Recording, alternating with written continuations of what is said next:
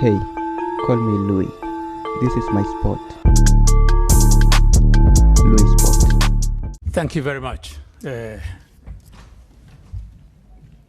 Mr. Craig. I have a couple of remarks to make, and it's related to what Professor Lumumba talked about.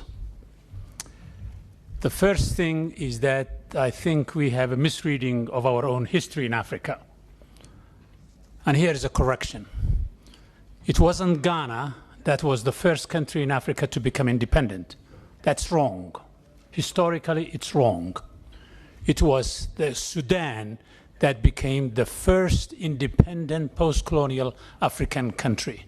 January 1st, 1956, almost a year earlier than Ghana itself. So that's a correction that we need to make. Give the credit to the Sudan.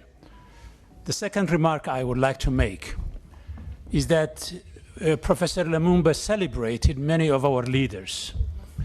But retrospectively, if you look at the presidents who have performed the best for the African people, many of the names he mentioned wouldn't rise to the top.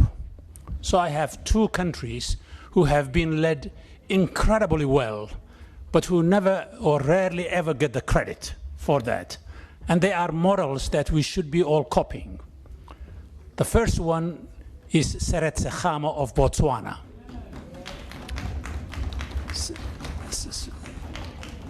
President Khama and the late Vice President and then President Maseri built a country from scratch. And Botswana became an African miracle. So if we want to know and understand how to build countries, we should look at Botswana as a model. Second country is Mauritius. These two countries, their annual growth, economically speaking, over the last 40 years almost, has been competing on the growth rate with the East Asians of Taiwan and Korea and others like them.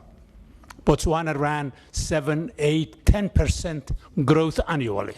So did Mauritius.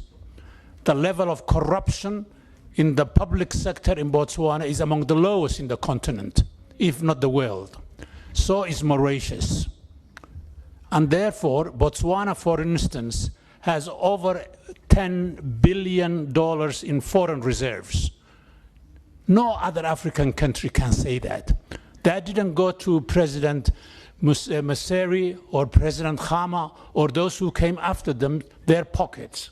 So these are two countries. If we want to see models of Africa that works, an Africa that's marching towards prosperity despite inequality in all of us, those are the 2 or 3 places that we need to look at.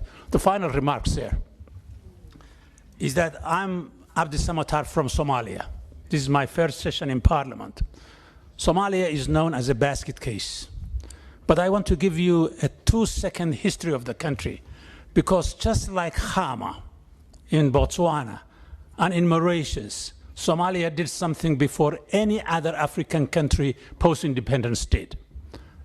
Somalia was the first place in this continent, from Cairo to Cape, from Mogadishu to Dakar, where there was a democratic change of government several times in the 1960s when the rest of the continent was wrecked by coups and single-party states.